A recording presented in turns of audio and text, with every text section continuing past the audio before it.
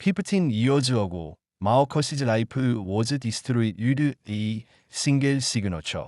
Today, the daughter of the man who signed that paper had just dropped money right in front of him. Marcus's decision to return that money or kick it would change two lives forever in just 30 seconds. At would you do? If someone destroyed your life, would you help their child? Marcus's story will teach you surprising truths about yourself. Because sometimes the most powerful moments come from the smallest choices. And sometimes the people who have lost everything are the ones who understand art truly matters. The bitter December wind cracked Marcus's lips like old leather as I tried to warm his hands with his breath. The cold seeped through his worn jacket. A jacket that had once been navy blue but was now faded to an indeterminate grey after countless nights sleeping rough. From the little girl's pink shoe, a crisp green bill fluttered down, gleaming among the snowflakes like a small miracle. That fresh, new $100 note meant a week's worth of food. Maybe 2 weeks if he was careful. Maybe survival itself for another stretch of time. Life that had become nothing but stretches of time to survive. Marcus Williams, 40 years old, though he looked closer to 60. The streets had aged him in ways that calendar years never could. Once a successful software engineer at the city's most prestigious tech firm, earning 6 figures and commanding respect from colleagues who sought his expertise on complex coding problems. Now he stood on street corners with a cardboard sign, hoping strangers might spare their loose change. How does a man fall so far? How does someone go from corner office to street corner? The story began 15 years ago, on that terrible November day that would divide his life into before and after. Marcus had been living what most people would call the American dream. He woke up every morning in a 4-bedroom colonial house in Westchester County, complete with white picket fence and a golden retriever named Max. His wife Linda would have coffee ready and the morning news playing softly on the kitchen television. She was a survey teacher at the local elementary school, beloved by her students and respected by their parents. Her auburn hair would catch the morning light as she moved around their kitchen, packing lunches and reminding their children about after-school activities. Emily, their third daughter, was everything a father could hope for. Brilliant like her father, compassionate like her mother, with a rep that could light up any room. She excelled in school, played violin in the junior orchestra, and had already announced her intention to become either a veterinarian or an astronaut. She couldn't decide which animals or this exploration fascinated her more. Every evening, she would sit at the kitchen table working through homework problems with the same methodical approach Marcus used to debug complex software issues. David, 8 years old, was the athlete of the family.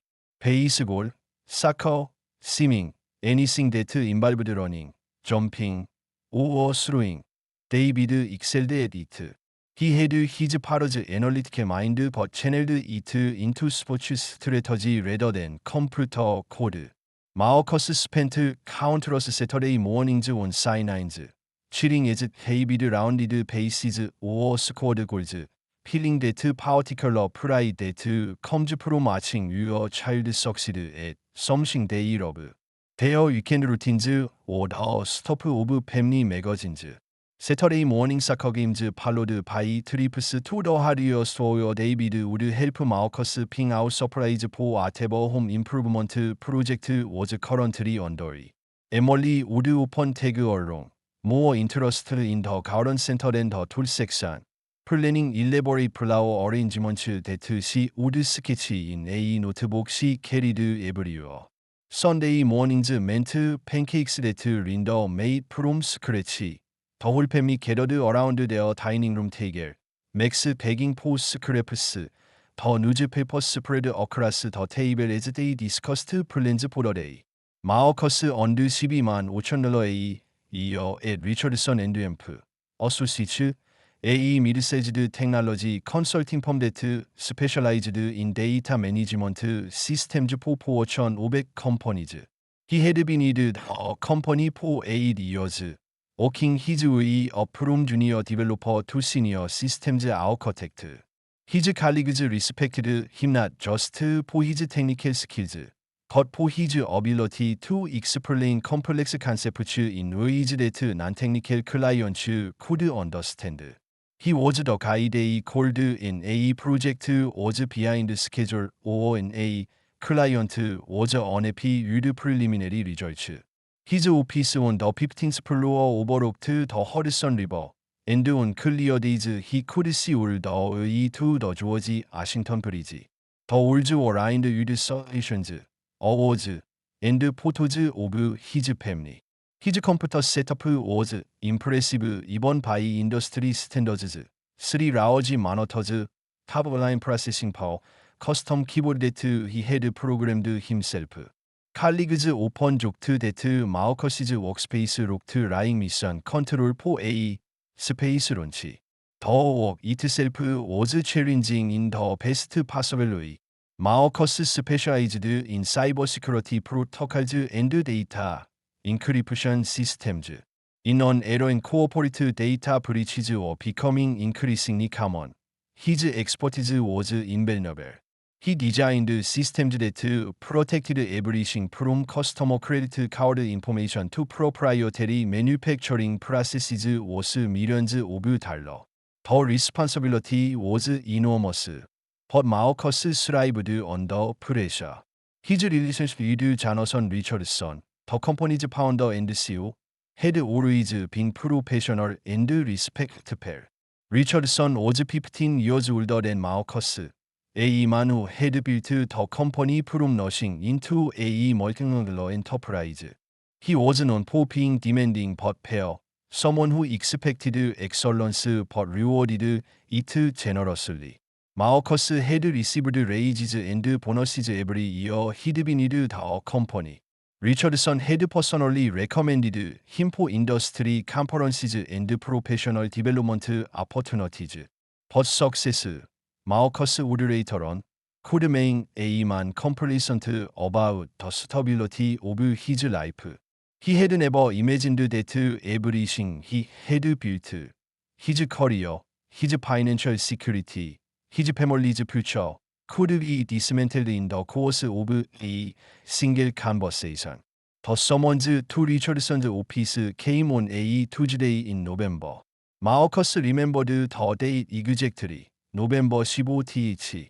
He had been working on a particularly complex project for Peterson Industries, one of their biggest clients, a manufacturing company that needed a complete overhaul of their inventory management system. The deadline was tight, and Marcus had been putting in 12-hour days for the past 3 weeks, determined to deliver the system ahead of schedule. MRS Peterson, Richardson's longtime secretary, had called just after lunch. Emma Richardson would like to see you in his office at 3 o'clock, she said, her voice carrying an odd note that Marcus couldn't quite identify. Looking back, he realized it had been sympathy. Richardson's corner office was a testament to understated power. Floor-to-ceiling windows offered panoramic views of Manhattan. The furniture was expensive but not flashy. Mahogany desk, leather chairs, built-in bookshelves filled with industry publications and business texts. The walls displayed framed photographs of Richardson with various politicians and business leaders, evidence of the connections that had helped build his company's success. Marcus, have a seat, Richardson had said, gesturing to one of the leather chairs positioned across from his imposing desk. His tone was formal, colder than Marcus had ever heard it. I'm sure you're wondering why I called you here. Marcus had settled into the chair, legs crossed casually, assuming this was about the Peterson project or perhaps another promotion. He had been with the company long enough to have earned Richardson's trust, or so I thought. I assumed it was about the Peterson account. We are actually ahead of schedule on the test integration, and the preliminary testing results are excellent. No, Marcus. This isn't about Peterson. Richardson's fingers drummed against his desktop. A nervous habit Marcus had never seen before. This is about some very serious allegations that have come to my attention. The old allegations hit Marcus like a physical blow to the stomach. He felt that familiar childhood sensation of dread, the same feeling he'd had in called to the principal's office for something he didn't understand. So, I'm not sure what you mean. Richardson opened a smaller folder that had been sitting on his desk, spreading out several preliminary photographs. They were grainy security camera images showing Marcus at his desk during late evening hours. Timestamps in the corners indicated various dates over the past months. These photographs show accessing the system after normal business hours. On several occasions, you were the only person in the building besides security personnel. Marcus leaned forward, studying the images with growing confusion. Yes, sir, that's correct. I've been working late on the Peterson project. The client requested preliminary results by month's end, so I've been putting in extra hours. I thought that demonstrated commitment to the company. The problem, Marcus, is that during these late night sessions, someone with your access credentials downloaded over 500 gigabytes of sensitive client data, financial records, personal information, proprietary algorithms, essentially everything that makes this company valuable to our competitors. The words seemed to echo in the vast office. Marcus felt as though the room was tilting, as though gravity itself had shifted beneath his feet. His mouth went dry, and he could hear his own heartbeat in his ears. Emma Richardson, I would never. I mean, I would I even do something like that. This company has given me everything. My career, my livelihood, the ability to provide for my family. We've been monitoring unusual data transfer patterns for the past 6 weeks, Richardson continued, his voice steady and professional, as if we were discussing quarterly earnings rather than destroying a man's life. Our IT security team traced the activity directly to your workstation, using your personal login credentials. The downloads occurred during times in security logs show you were documented as being the only employee present in the building. Marcus's mind raced frantically. He thought about his password, Emily 2014, the year his daughter was born. He had used the same password for 3 years, never imagining that anyone would need it or want it. The company's cybersecurity training had always emphasized the importance of strong passwords, but they had never suggested that employees might need protection from their own colleagues. So, with all due respect, someone else must have accessed my account. Maybe my password was compromised, or someone observed me typing it, or Marcus. Richardson's voice cut through his expression like a blade through paper. I understand this is difficult to accept. Believe me, this isn't easy for me either. You've been with us for 8 years. I personally hired you. I recommended you for every promotion you've received. Your performance reviews have been exemplary. Richardson stood up and walked to the window that overlooked the city. His reflection merged with the skyline, making him look like a shadow against the glass, an ominous figure pronouncing judgment. But the evidence is overwhelming. The FBI contacted us yesterday morning. They are investigating several companies in our industry for data breaches.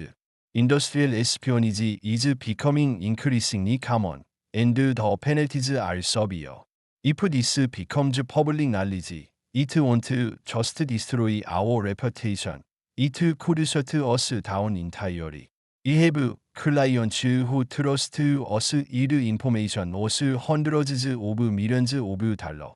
That trust is our most valuable asset. The FBI. Marcus is his voice very audible. The room seemed to be getting smaller. The walls closing around him like the walls of a prison cell. I have a choice to make, Marcus. I can turn over all our evidence to federal investigators, and you'll face criminal charges that could send you to prison for 10 to 15 years. Corporate espionage is a federal crime, and the sentences reflect how seriously the government takes these violations.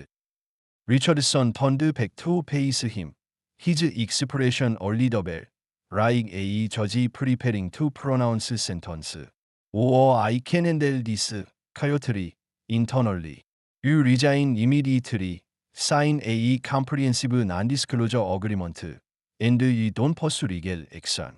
You walk away with your freedom, but obviously, your career in this industry is over. No technology company will hire someone who's been terminated for data theft, regardless of whether the charges were filed. Marcus felt his entire world collapsing around him. Everything he had worked for, everything he had built, was disintegrating before his eyes. His thoughts went immediately to Linda, to Emily and David, to the mortgage payments and college funds and family vacations they had been planning. How could he explain this to them? How could he make them understand something he didn't understand himself? Emma Richardson, I thought you my children's lives. I didn't steal anything. I don't know how this happened, but I am not a thief. I've never stolen so much as a pen from this office. I want to believe that, Marcus. I really do. Richardson's voice softened slightly, showing the first hint of genuine emotion. But wanting to believe something and being able to prove it are two very different things. And right now, I have to protect this company and the 23 other families who depend on it for livelihoods. I can't let one person's actions destroy everyone else's future. The resignation letter was already prepared, sitting on Richardson's desk like a death warrant. The paper was expensive company letterhead, and Marcus could see his name typed at the top in formal business font. Richardson slid it across the desk with the reverence of someone handling a sacred document. Sign this, Marcus. Take the severance package. We are offering 6 months' salary. Each is more generous than we are required to provide. Use the time to figure out your next step. But this conversation never happened, and you never worked on any class of a project here. Do you understand what I'm telling you? Marcus stared at the paper, his hand trembling as he reached for the pen. In that moment, he realized he had no real choice.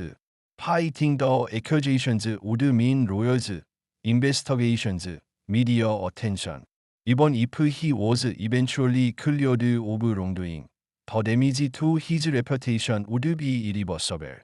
No technology company would hire someone who had been publicly accused of corporate espionage, regardless of the outcome. The industry was too small, too interconnected. Word would spread. He signed his name at the bottom of the page. Each letter feeling like another nail in the coffin of his career. With that signature, he sealed his fate and began a journey toward a life he could never have imagined. I'm sorry it came to this, Richardson said as Marcus stood to leave, his voice carrying what seemed like genuine regret.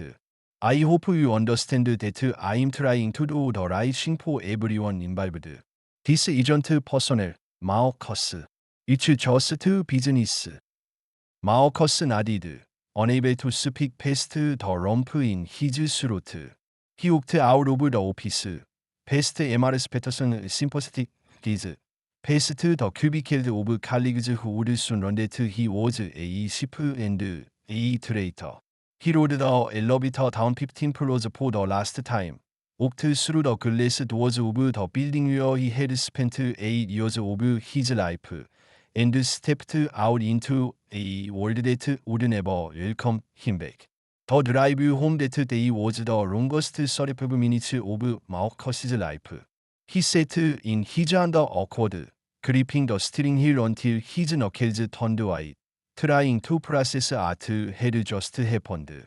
The radio played the same classic rock station he listened to every day, but the familiar songs sounded foreign now, like music from someone else's life.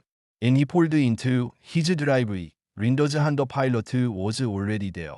Emily's purple backpack was thrown carelessly on the front steps, and he could hear David's voice in the backyard, probably practicing pitches against the garage door like he did every evening after school. Normal sounds of a normal family living a normal life. Marcus sat in the car for several minutes, trying to figure out how to explain the inexplicable. Linda was in the kitchen he walked in, stirring something on the stove that smelled like her grandmother's beef stew. She looked agreed the smile that had first caught his attention at a college party 20 years earlier, but it faded immediately and she saw his expression. Marcus, what's wrong? You look like you've seen a ghost. He set his briefcase down on the kitchen table and tried to find words for something that had no words. Linda, something happened at today. Something bad. She turned off the stove and faced him completely, crossing her arms in the gesture she always made in preparing for serious news. How bad are you talking? Layoffs, budget cuts. Did they pass you over for that promotion?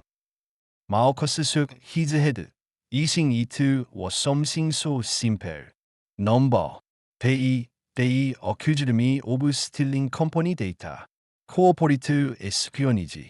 They said I downloaded confidential files and tried to sell them to competitors. Linda stared at him for a long moment, her face cycling through emotions, confusion, disbelief, concern, and finally, fear. That's ridiculous. Marcus, that's the most ridiculous thing I've ever heard. You are the most honest person I know. You won't even take a free mince from restaurant counters because you think they are only for paying customers. I know it's ridiculous, but they have security footage of me working late, and somehow the data was accessed using my login credentials. Richardson said if I put it, they'd involve the FBI and I could face federal charges. Linda sat down heavily in one of their kitchen chairs. The FBI. Marcus, this is serious. This isn't just losing a job. This could mean criminal charges, prison time. I know. That's why I signed the resignation letter. Richardson said if I went quietly, they wouldn't pursue legal action. You signed. Marcus, did you call a lawyer? Did you ask to see this supposed evidence? Did you demand an explanation of how someone could access your account? Marcus rubbed his face with both hands, feeling older than his 36 years. Linda, I was inside. I wasn't thinking clearly. All I could think about was protecting you and the kids from this becoming public. Can you imagine if this got into the newspapers? Our neighbors, Emily's teachers, David's little league teammates, everyone would know. They talked until nearly midnight that first night. Their voices low to avoid waking the children. Linda was supportive but practical. The way she always was in crisis struck. They had some savings, enough to cover the mortgage for maybe 4 months if they were careful. Marcus would start looking for a new job immediately. People got wrongfully terminated all the time. This would just be a temporary setback. A story they would tell years later about the time Marcus got falsely accused of corporate espionage. But it wasn't temporary. It wasn't even close to temporary. The first few weeks, Marcus applied to every software company within a reasonable commuting distance. His resume was impressive.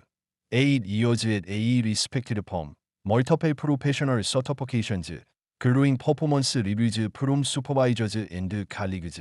On paper, he should have been able to find something quickly. The technology industry was booming, and skilled developers were in high demand. But every interview followed the same devastating pattern. Initial enthusiasm from hiring managers who were impressed with his technical skills and experience, followed by uncomfortable silences and they called Richardson and Ramp, associates for employment verification. I'm sorry, Emma Williams, said the hiring manager at TechPlus Solutions, a smaller firm that specialized in e-commerce platforms. We were very interested in your candidacy, but he received some concerning feedback from your previous employer. They indicated there were reliability and trustiness issues that led to your departure. Could you be more specific about what they said? Marcus asked, though his heart was already sinking into familiar territory. I'm not at liberty to discuss the details, but they strongly suggested that bringing you on board might present security risks for our company. In our industry, data security is paramount. I'm sure you understand our position. Marcus understood perfectly. Richardson had kept his word about not pursuing criminal charges, but he had also made sure that Marcus would never work in the technology industry again. The reference calls weren't legally actionable. Richardson was careful never to make specific accusations or provide details that could be construed as defamatory. But the implications were clear enough that no company was willing to take the risk. 3 months became 6 months. 6 months became a year.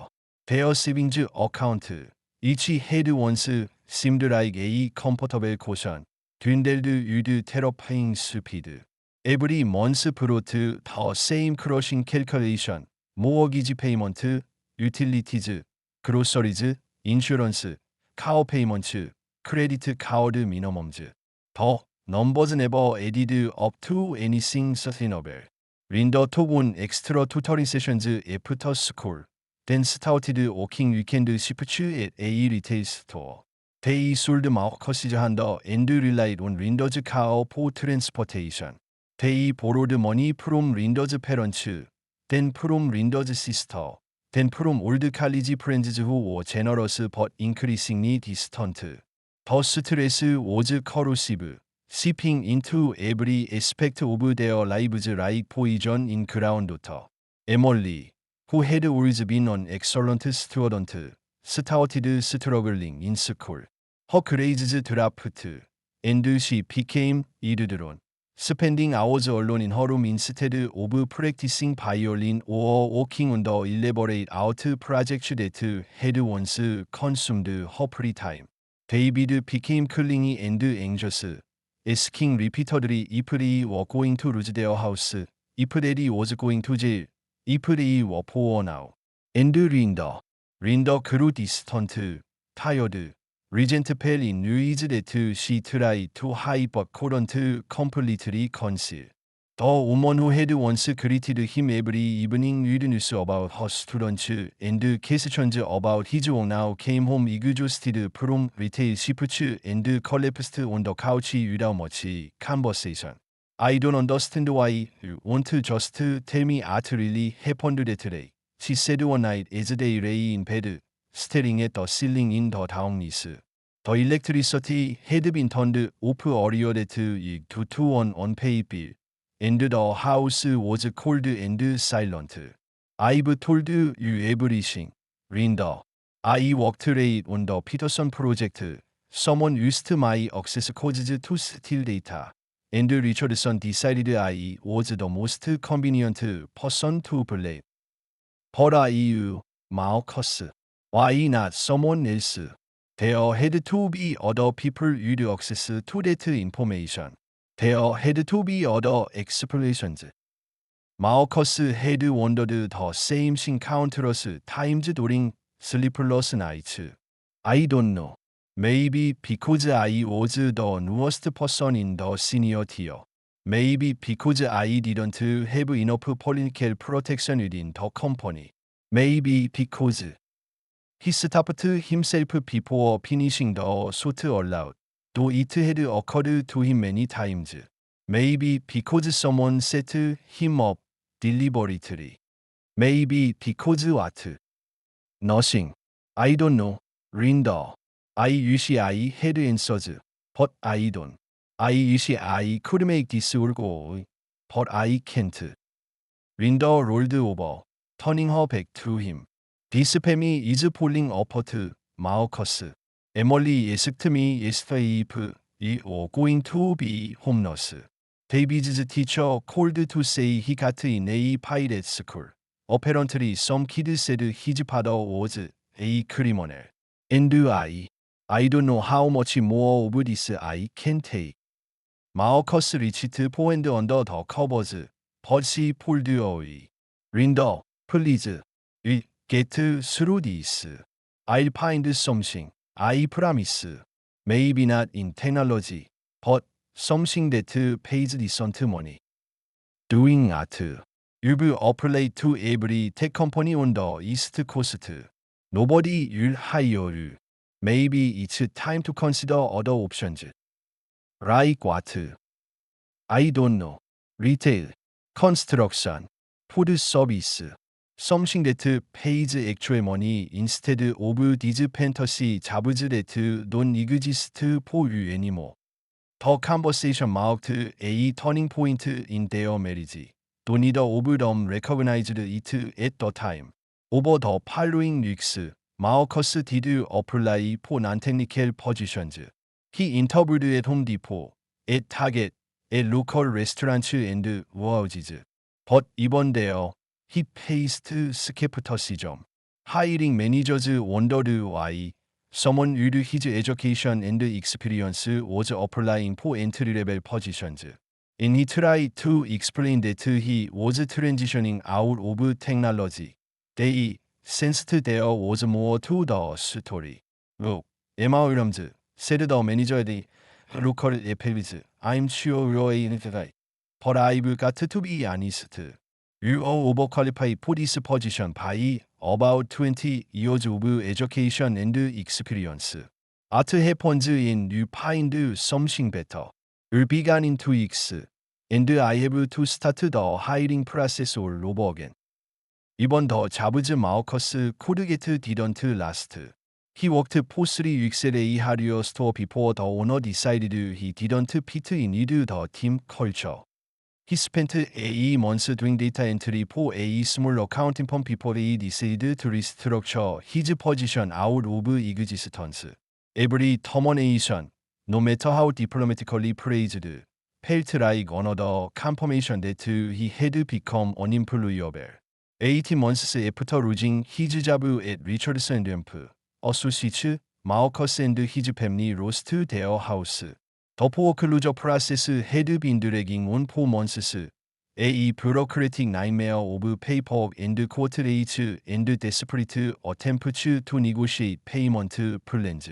Marcus had tried everything. Loan modifications, refinancing applications, even attempts to sell the house for less than a year on the mortgage. But without steady income, every door had eventually closed. The day the sheriff's deputies came to remove them from the property, Marcus stood in the driveway with the ringing positions loaded into windows and the pilot. Watching strangers carry out the furniture they had bought and they were young and optimistic and believed their future held nothing but upward trajectory. They spent 2 weeks sleeping on air mattresses in Windows mother's living room before finding a 2-bedroom apartment in a complex 40 minutes away from Emily and David's school. The rent was cheaper than their mortgage had been, but it still represented more than half of Windows' income from teaching and retail. The building was old, with shingles and broken playground equipment, populated by other families who had fallen through various cracks in the system. Emily and David had to change schools, leaving behind friends and teachers and familiar routines. Emily's new middle school was overcrowded and underfunded, with class sizes that made individual attention impossible. David's elementary school was better, but he struggled with the transition, becoming withdrawn and clingy in ways that worried both parents. This is temporary, Marcus kept telling them. The same words he repeated to himself every morning and he woke up on the fold couch that served as his bed. 6 months, maybe a year, and we'll be back in a real house. But deep down, he was beginning to understand that their old life was gone forever. Not postponed or interrupted. Gone. He was 30 years old, too young to retire but too old to start over in a new field. Too tainted by the allegations against him to continue in his chosen profession. Every day he spent unemployed made him less unactive to potential employers. Every month that passed added to the gap in his resume that he couldn't adequately explain. Linda had always been the optimistic one in their relationship, the one who found silver linings and potential solutions while Marcus worried about potential problems. But gradually, her optimism transformed into grim determination, then into resignation, and finally into something harder and more painful to witness: disappointment. I can't do this anymore, she said one evening in their cramped kitchen, her voice flat and emotionless. David was at her table working on homework, and Emily was in the bedroom they shared on a video call with one of her remaining friends from their old school. Can't do what? Marcus asked, though he suspected he knew what was coming. This. Us. Living like this. Linda gestured around the small apartment with each peeling wallpaper, and the neighbors argued loudly at all hours. Marcus, it's been 2 years. 2 years of rejection letters, 2 years of failed interviews, 2 years of watching our children adapt to a life we never prepared them for. Marcus set down the mug of instant coffee he'd been drinking. They couldn't afford the good stuff anymore. Linda, I know it's been hard. Hard. She laughed bitterly. Marcus, Emily told me yesterday that she's embarrassed to bring friends over because the apartment is too small and the neighborhood is too rough. David hasn't played Little League since he moved because he can't afford the equipment fees. I'm working 60 hours a week teaching and retail, and you're still behind on rent. Marcus looked over at David, who was pretending to focus on his math homework but was obviously listening to every word. Toit's shoulders were tense, and his pencil wasn't moving across the paper. Can we talk about this later? Marcus asked quietly. Marcus. After the kids go to bed, In you pour yourself another drink and tell me about the applications you submitted today. Or and you'll explain again how Richardson destroyed your reputation and there's nothing you can do about it. The was stung because they were true. Marcus had been drinking more, not enough to be obviously drunk, but enough to dull the constant anxiety that gnawed at him during every waking moment. And he had fallen into a cycle of blame and self-pity that was becoming harder and harder to break with each passing day. I'm trying, Linda. Every day I'm trying. I know you are. But trying isn't enough anymore. Linda sat down across from him, her voice softening slightly with exhaustion rather than anger. Marcus, I think I need to take the kids and stay with my mother for a while. The words hit him like a physical blow to the chest. What are you saying? I'm saying that I can't watch our family fall apart anymore. The kids need stability. They need to know where their next meal is coming from. They need to attend school learning about whether you'll have to move again. They need their father. Linda's eyes filled with tears, the first real emotion she had shown in weeks. Marcus, you haven't been there for months. You've been a stranger living in our apartment. Someone who spends all day on the computer applying for jobs that don't exist. Someone who drinks himself to sleep every night because he can't face tomorrow.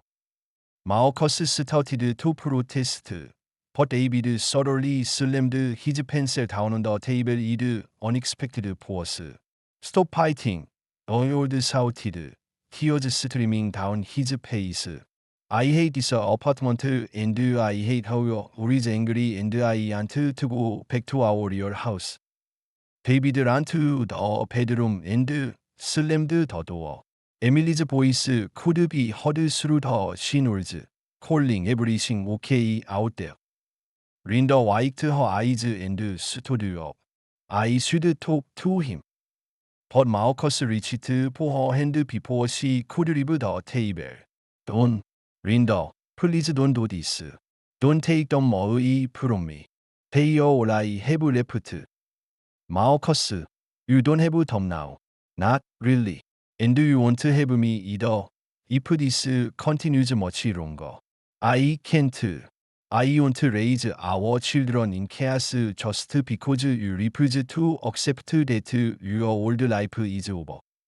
That night, after Linda had tucked David into bed and helped Emily with her homework, after the apartment had grown quiet except for the sounds of sirens and car horns from the street below, Marcus sat alone at their small kitchen table, staring at his laptop screen.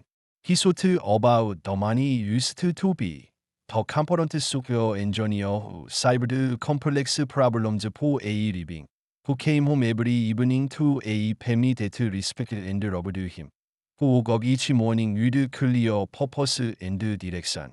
That man felt like a character from a book he had read long ago. Someone he might have known once but could barely remember now. The job search websites was still open on his computer, displaying the same positions he had applied for unsuccessfully dozens of times. Senior developer, systems architect, technology consultant. Jobs that required exactly the skills he possessed but would never be available to him because of a single conversation in Jonathan Richardson's office 2 years earlier. Marcus closed the laptop and opened the bottle of whiskey he kept hidden in the kitchen cabinet. It wasn't expensive whiskey. They couldn't afford expensive anything anymore. But it served its purpose of making sleep possible despite the constant anxiety that had become his constant companion.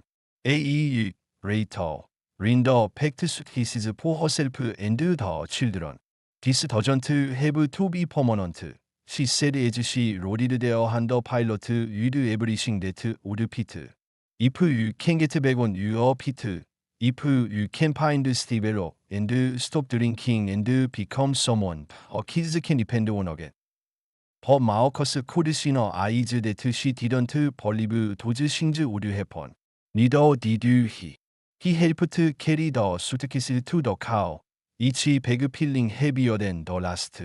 Emily hugged him tightly, crying into his shoulder with the desperate intensity that only children can manage in their world is changing in ways they don't understand. I don't want to go, Daddy. I want us to be a family again. You're still a family. Sit out. Marcus whispered into her hair, trying to keep his own voice steady. You'll always be a family. This is just temporary. But even as he said the words, he knew they weren't true. Some changes are permanent, and some damage can't be repaired.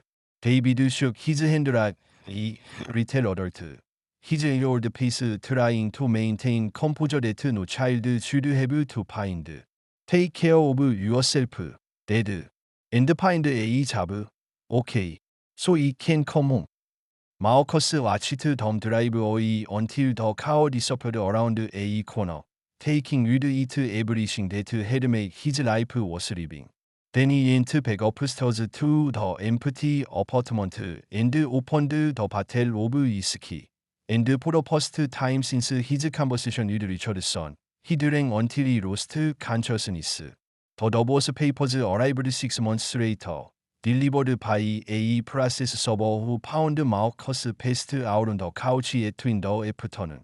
By then, Marcus had stopped showering regularly, stopped looking for, stopped caring about anything beyond acquiring enough alcohol to make it through another day without thinking too much about what his life had become. He was evicted from the apartment 3 months after that, unable to pay rent on his unemployment benefits and art retail remained of their savings. On the morning the sheriff's deputies came to remove him from the premises, Marcus stood in the parking lot with 2 suitcases and a backpack, watching strangers carry out the few possessions he had left. And that was how Marcus Williams, once a successful software engineer with a beautiful family and a bright future, found himself on the streets of New York City with nothing but the clothes on his back and a growing dependence on alcohol to dull the pain of everything he had lost. Those first weeks on the streets or a crash course in survival that no amount of education or professional experience had prepared Marcus for. He learned that public libraries are warm during the day and had free internet access. He learned that some fast food restaurants had guest rooms you could use without buying anything. He learned that being homeless was a full-time job, finding safe places to sleep, keeping belongings secure, staying clean enough that people wouldn't immediately identify you as someone living on the streets. Winter was the cruelest teacher. In your sleeping indoors and subway stations, winter becomes a test that claims lives. Marcus made friends with other forgotten souls. Janet, a poor nurse who lost her license to addiction. Roberto, a veteran with PTSD. Michael, a former chef who'd been homeless so long he couldn't remember how it started. The thing people don't understand, Michael told him on freezing night, is that being homeless isn't just about not having a house. It's about becoming invisible. People lie through you like you're not even human. Marcus learned this personally. He became expert at reading faces. The moment people recognized he was homeless, followed by deliberate decisions not to make eye contact. He had become a problem to avoid rather than a person to acknowledge. Years blurred together. 3 became 5. 5 became 10. 10 became 15. Marcus aged rapidly. Poor nutrition, constant exposure, irregular sleep, steady drinking carved lines into his face and silver into his hair. The competent engineer once managed million-dollar projects became great bell for spare change. The father who coached Little League became someone who couldn't trust himself around children. He stopped looking for work after the first few years. Every year on the streets made him less employable. The tech industry had evolved beyond recognition. By his 10th year homeless, Marcus had given up on his life ever being different, which made that December day feel like Providence. He had been standing on his usual corner, OTH Avenue and 47th Street, and he noticed the little girl walking alone. Golden hair in a ponytail, bright red coat, clutching a wrapped package while talking on a sophisticated phone. Daddy, I got you a present wrapped. It's so pretty. I won't lose it. I promise. 대추엔 마우커스 수 더 $100 bill flutter from her pocket. For a moment, he stood frozen. More money than he usually collected in 2 weeks. The girl continued walking. On her she'd dropped anything. Marcus could take the money. She might never realize it was missing. But her voice echoed, I won't lose it. I promise. He thought about Emily at that age, carefully counting birthday money. He remembered David saving allowance for a baseball glove. Marcus picked up the bill and ran after her. Little girl. Oh, it. She turned, fear flashing across her face. Marcus slowed, holding up the money. You dropped this. Her eyes widened. Oh my goodness. I didn't even know it fell out. Thank you so much, mister. She approached with fearless friendliness. My daddy gave this to me for lunch tomorrow. If I lost it, he would be so disappointed. Marcus felt something twist in his chest, pain and warmth he hadn't experienced in years. Hold on to it tight. Maybe put it in a pocket that zips. She nodded solemnly, securing the bill carefully.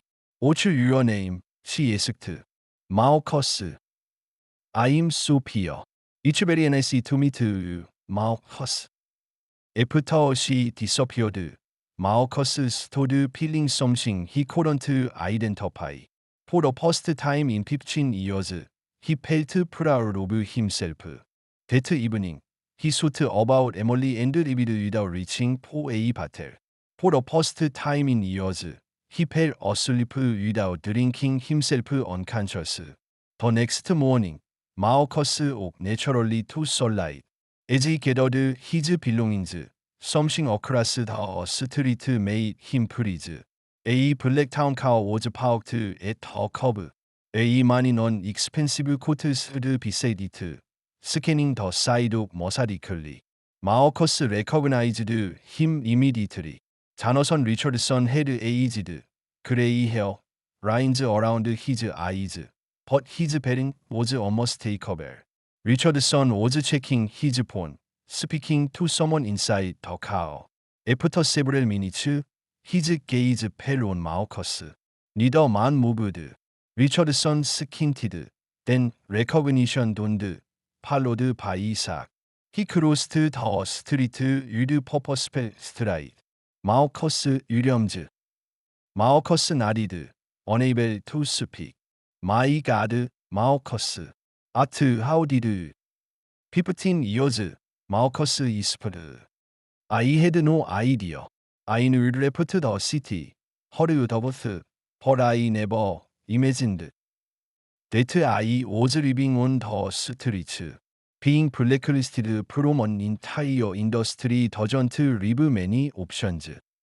Richardson winced.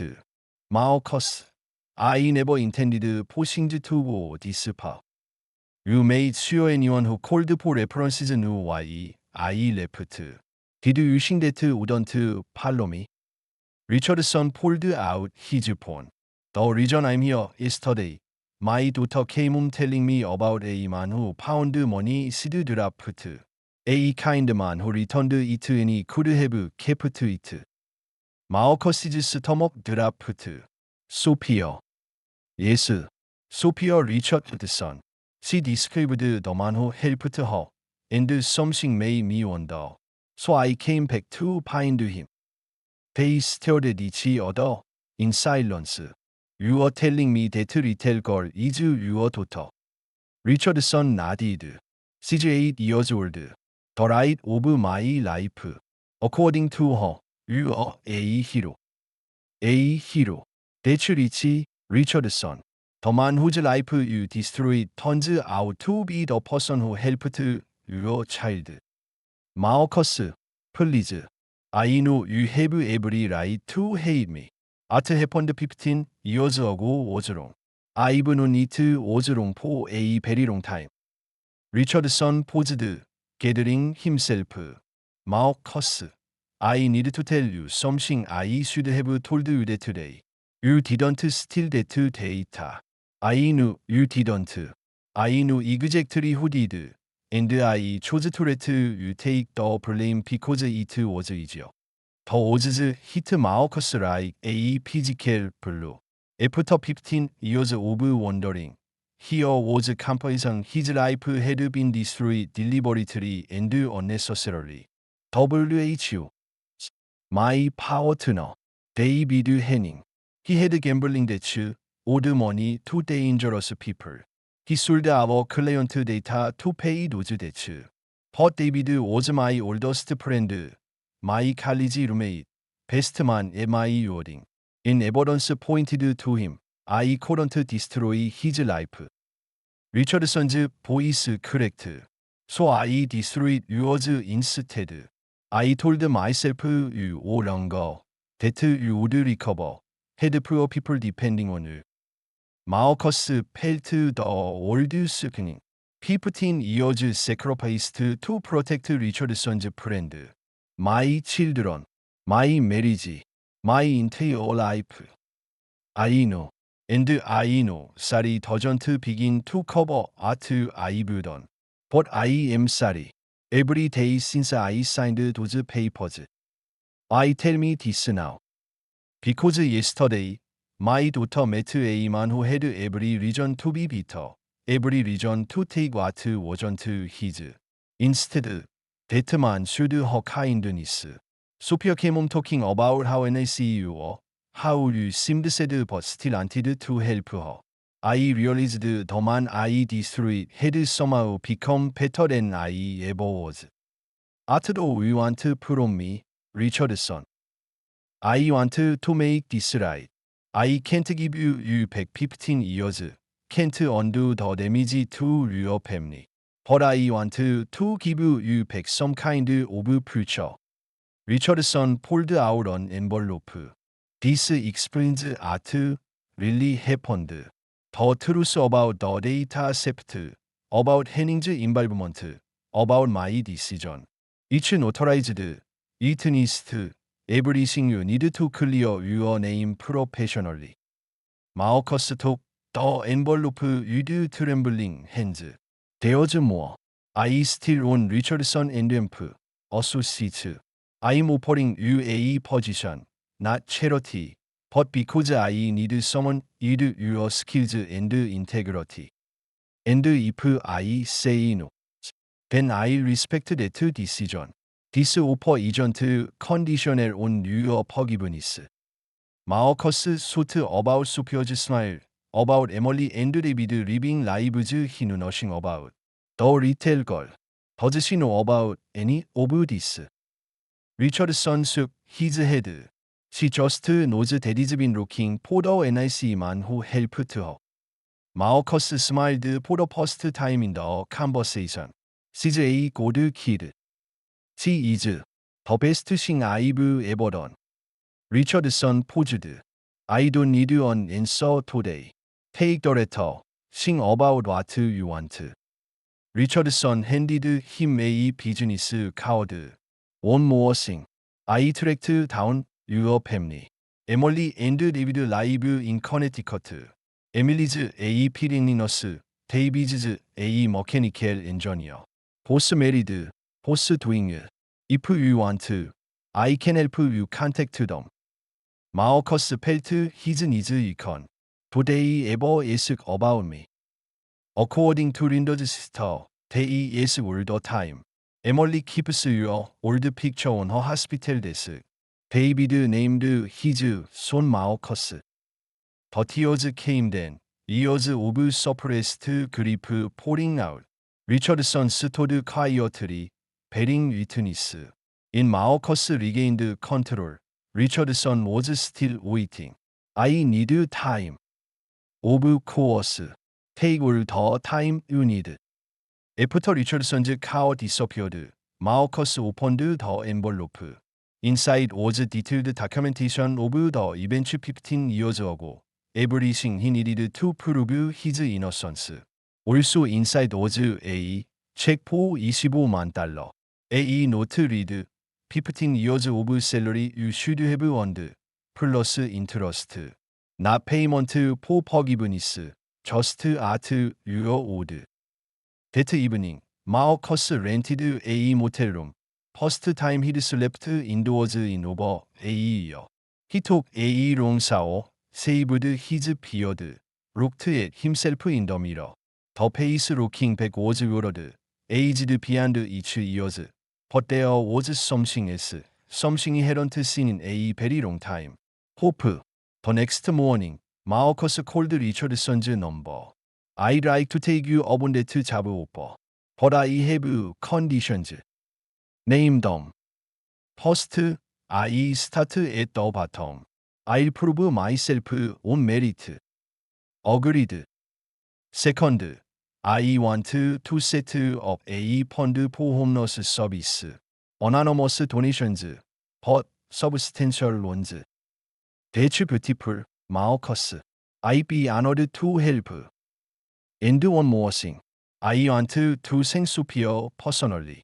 She saved my life yesterday. I think she'd like that very much. I don't you come for dinner tomorrow. As our guest, not as an employee. Just as the man who helped my daughter. 6 months later, Marcus Williams walked into Richardson and Ramp, a sushi during a new suit, carrying reports on cybersecurity systems he'd designed for the company's biggest clients. His colleagues knew him as the senior consultant with impressive credentials and unusual understanding of both technology and human nature. Only Richardson knew the full story. To everyone else, he was simply a gifted engineer with unique perspective. Marcus had found an apartment in Queens, clean, safe, his own. He'd reconnected with Emily and David, awkward at first but gradually building toward real relationship. Emily had cried in she first saw him. David had hugged him for 5 minutes without speaking. Linda had remarried and was happy, but she'd been gracious about his return to their children's lives. I never stopped hoping you'd find your effect, she'd told him. The kids need their father. But perhaps most importantly, Marcus had become a regular presence in Sophia Richardson's life as Uncle Marcus, the man who had returned her money and somehow become family. On this particular evening, Marcus was having dinner at the Richardson house, a weekly tradition. Sophia was describing a school science project about the solar system. Uncle Marcus, she said thoroughly, can I ask you something? Of course, Stuart. That day you found my money, looked really sad. Are you still sad? Marcus glanced at Richardson, who was watching with interest. No, Sophia. I'm not sad anymore. That day I was going through a difficult time, but meeting you helped me remember important things. Like what? Like the fact that being kind to others is more important than anything else. And sometimes when we help someone else, The end of helping ourselves to. Sophia nodded solemnly. I'm glad you're not sad anymore. And I'm glad you found my money. Because if you hadn't, I wouldn't have met you. And you're one of my favorite people in the whole world. 마우커스 felt his throat tighten. You're one of my favorite people too, Sophia. Later, as Marcus prepared to leave, Richardson walked him to the door. Thank you for everything, for giving me the chance to make things right, for being so good to Sophia, for helping me become a better person. Marcus shook his head. You don't know me thanks, Jonathan. You both learned something from this experience. Sometimes the worst thing that happens to you can lead to the best thing. As Marcus walked to his car, he thought about the strange journey that brought him to this point. 15 years ago, he'd been destroyed by one man's cowardice. Last year, he'd been ready to give up entirely. But a little girl had dropped her money, and Marcus had made a choice. Not the choice that would have benefited him materially, but the choice that aligned with who he wanted to be. That choice had saved him, not because it led to job offers or financial security, but because it reminded him he was still capable of goodness, still worthy of love, still able to contribute something positive to the world. Sometimes redemption comes through grand gestures, but sometimes it comes through small acts of kindness, through choosing to do the right thing when no one is watching, through remembering that our humanity is defined not by what happens to us but by how we respond. Marcus Williams had learned this lesson the hardest way possible, but he had learned it completely. And it had given him back his life. As he drove home through the city lights, Marcus smiled at the thought of seeing Sophia next week, of continuing to build relationships with Emily and David, of waking up tomorrow with purpose and direction and hope. The homeless shelter fund he had established was now helping dozens of people transition off the streets. The cybersecurity protocols he was designing or protecting millions of dollars of sensitive data. But none of those accomplishments felt as important as the simple fact that he had chosen kindness over bitterness and it mattered most. 15 years ago, his life had been destroyed by a signature on paper. But it had been saved by a $100 bill, a little girl's trust, and his own decision to choose kindness over desperation. Sometimes that's all it takes. Sometimes that's everything. The next Saturday morning, Marcus found himself coaching Little League baseball again. Not his own children this time, but kids from the shelter program he'd helped establish. Many had never held a disability before, had never experienced the simple joy of running bases. Remember, Marcus called out as Leonard Miguel stepped up to the plate. Keep your eye on the ball. Just make contact. Miguel nodded seriously, then swung and connected. Incorrect. Run. Marcus shouted. And Miguel took off toward first base with a grin that stretched from ear to ear. Watching from the sidelines, Sophia clapped enthusiastically. Uncle Marcus is really good at this, she told her father. Richardson watched Marcus kneel down to help a shy girl adjust her glove. Yes, he said quietly. He really is. After the game, Richardson approached Marcus. I've been thinking about expanding the homeless service program, making it company-wide. Would you be interested in heading up a new division? I'd want full autonomy, Marcus said. No corporate oversight on who I help. Done. And I want to hire people who have lived experience with homelessness. also done. Marcus smiled.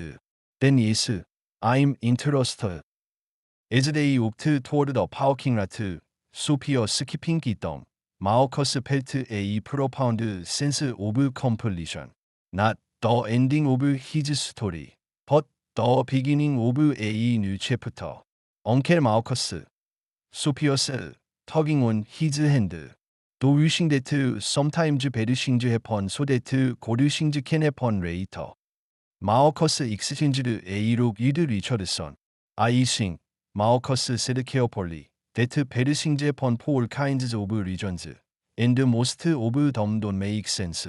But I also think that good people can find ways to make something meaningful out of even the worst experiences. Like how you help kids now because you understand art it's like to be said. Exactly like that. Sophia nodded, satisfied.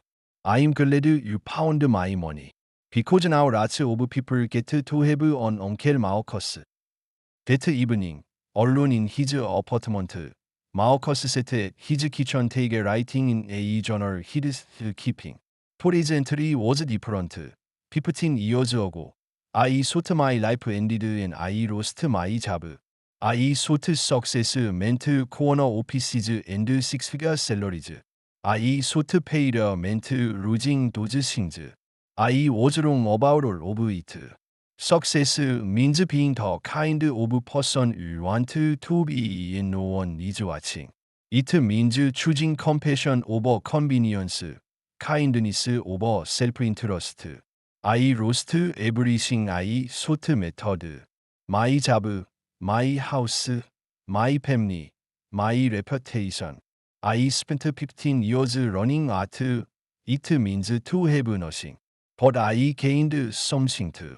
I learned that the only else that truly matters is yours of spirit. I learned that dignity isn't something that can be taken away. It's something that can only be given away.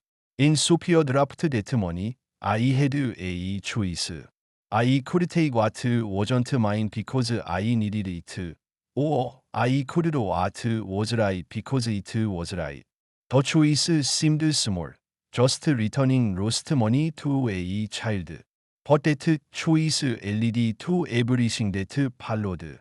Richardson's confession, the job offer, reconnecting with Emily and David, building something meaningful with the homeless service program. All of it started with a simple decision to be honest, and dishonesty would have been easier. Every day you face small choices that seem insignificant but actually say who you become. The choice to help or ignore. The choice to forgive or hold grudges. The choice to hope or despair. I spent years choosing despair because it felt like the only honest response. But Sophia reminded me that hope is also honest, maybe more honest, because it acknowledges that the future doesn't have to look like the past. Tomorrow I start working on the new social service division. We are planning to help 1,000 people transition off the streets over the next 5 years. 1,000 people who will get a second chance because one little girl dropped her money and one broken man chose to return it. Sometimes the smallest acts of kindness create the largest ripples of change. I used to think I was Marcus Williams, successful software engineer. Then I thought I was Marcus Williams, homeless failure. Now I know I'm just Marcus Williams, human being, trying to live the world a little better than I found it. That's enough. That's everything. Marcus closed the journal and walked to his window, looking out at the city lights. Somewhere out there, people were sleeping indoors, dreaming of second chances. Somewhere out there, other people were making choices that might seem insignificant but could change everything. He smiled and prepared for bed, Looking forward to tomorrow's challenges and opportunities. In a that was, he would wake up with purpose and direction and hope. He would help people who were used to the, and in helping them, he would continue to heal parts of himself that he had thought were permanently broken. The man who had once had everything, then lost everything, had finally learned the most important lesson of all. The only thing worth having are the things that can't be taken away.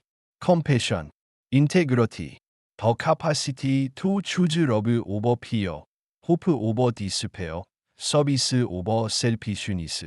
Sometimes it takes losing everything to discover art actually matters. Sometimes it takes 15 years of darkness to appreciate the light. Sometimes it takes 100 and a little God's trust to remember who you really are. Marcus Williams had learned all of these lessons the hard way, but he had learned them completely, and they had given him back his life. As he drifted off to sleep, his last thought was simple. Tomorrow would be another day to choose kindness. Tomorrow would be another chance to matter. And that was enough. That was everything. Sometimes the most powerful stories begin with the smallest acts of kindness. A child's draft money, a homeless man's choice, and a father's awakening conscience, proving that redemption can come from the most unexpected places.